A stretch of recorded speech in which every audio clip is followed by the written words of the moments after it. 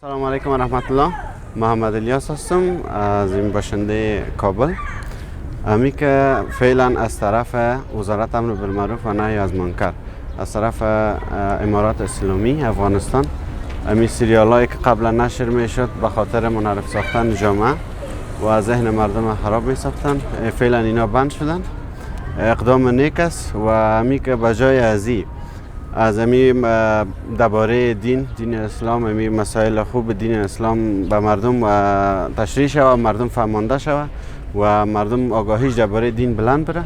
این بسیار اقدام نیک است و ما از این اقدام خوشحال هستیم. مونږ یو افغاني ټولنه یو، دلته باید چې دا فحشا او منکرات کارونه نه وي. باید خلکو ته یو دیني لارښوونې او زده کړې ورکړل شي، ځکه دغه د خلکو د اذیتو د هغه سبب ګرځي. نو موږ په دې ډېر خوشحاله او هغوی چې دغه شیان له دې منطقې او له دې وطنه ایسته شي. السلام علیکم و رحمت الله و برکاته. نوی اقدام چې کوم اقدام امارت اسلامی یا د امر په معروف او نهی المنکر ریاست لخوا شوی ده، ډېر یو نیک اقدام ده.